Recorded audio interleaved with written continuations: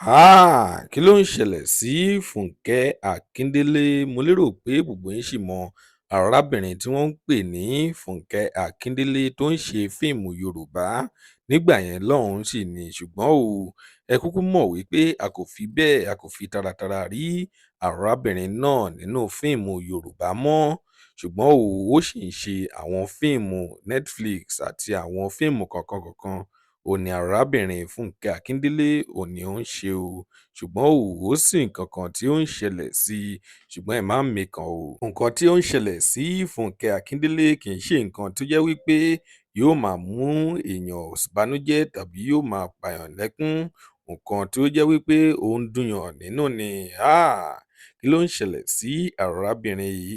Ẹ wá nǹkan fìdílé tàbí kí ẹ fìdílé nǹkan. A ó máa fún yín ní gbogbo nǹkan tí ó ń ṣẹlẹ̀ sí Fúnkẹ́ Akíndélé. Ẹ ṣáà rí inú àwòrán yìí, inú fídíò tí à ń show fún yín yìí, ẹ ṣáà rí níbẹ̀ wípé àjọyọ̀ ni wọ́n ń ṣe lónìí. Ìròyìn nípa Fúnkẹ́ Akíndélé là ń mú wá fún yín. Tó bá jẹ́ ìgbà àkọ́kọ́ tí ẹ̀ ń wo fídíò wa nìyí, ẹ jọ̀wọ́ ẹ tẹ subscribe button láti máa rí púpọ̀ lára àwọn fídíò wa wò. Ojú tí ẹ fi ń wò wá kò ní fọ́, etí tí ẹ fi ń gbọ́ wa kò ní di láṣẹ Èdùmàrè. Ọpẹ́ ọmọ Àjíbóyè lórúkọ tèmi.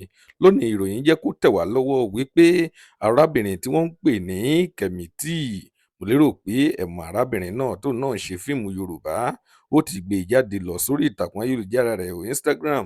Ó ti sọ níbẹ̀ wípé kí àwọn èèyàn kí wọ́n gbìyànjú láti bá òun sí happy birthday sí ọ̀gá òun. Ó ní mẹ́ńtọ̀ gidi ni Fúnkẹ́ Akíndélé ó jẹ́ fún òun. Ó ní kí wọ́n sì bá òun fi àdúrà kan ránṣẹ́ sí ọ̀gá òun tó orúkọ rẹ̀ ń jẹ́ Fúnkẹ́ Akíndélé. Lónìí ìròyìn ní ṣókí tí a mú wá fún yín rèé.